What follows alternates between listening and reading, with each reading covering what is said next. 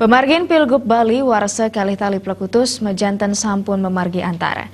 Perindikan punika taler keaptian presida kepanggihin ring pemargin Pilpres sane Jakirauh. Bali mendua pemilih sani rumasuk akeh sesampun Jawa Timur. Makudang-kudang Kabupaten Werin Kota ketureksain pindah ke basis partai pemenangan sekadi Tabanan. Kewenangan pemilih sani akeh ngawinang Bali ketureksain dengan wenton perkara ring pemargin politik. Yening nenten sida wicaksana ngarepin parikrama politik.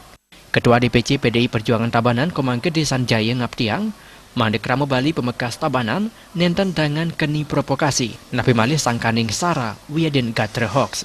Paridikan sanipata dalat kebawasang Wakil Ketua Bapilu Partai Golkar Kianyar Made Togok. Ipun mosang yening kemardikan sanes sampun kepoliang Indonesia oleh para pahlawan wantah antuk ngetohang urip. Mana sampuna sangkaning politik ngaunang kerajaan NKRI. Berkaca dari DKI lah ya, semua sara, agama, intoleransi, fitnah, hoax. Nah, ini jadikan alat untuk politik. Ini yang kita hindari. Maka dari itu semua komponen mari kita sama-sama selain ada berita memang di media massa, tapi kita buktikan dengan aktualisasi, kita turun ke masyarakat bahwa ini tidak benar, bahwa ini fitnah. Kita yang aktualisasi ke masyarakat sehingga masyarakat jadinya paham, cerdas bahwa berita itu tidak seperti demikian. Itu kuncinya.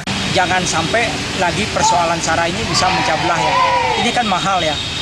Mahal untuk menjadikan Indonesia merdeka ini ya. Dan perjuangannya beratus-ratus tahun ya. Nah sekarang setelah kita menikmati kebebasan ini, kita tahu bahwa sara ini adalah sumber pemecah belah ya. Nah sehingga harapkan dari ajang apakah itu pemilihan presiden, pemilihan DPR dan lain sebagainya, sara ini tidak menjadi persoalan yang dijadikan ujung tombak untuk memperjuangkan hak politiknya.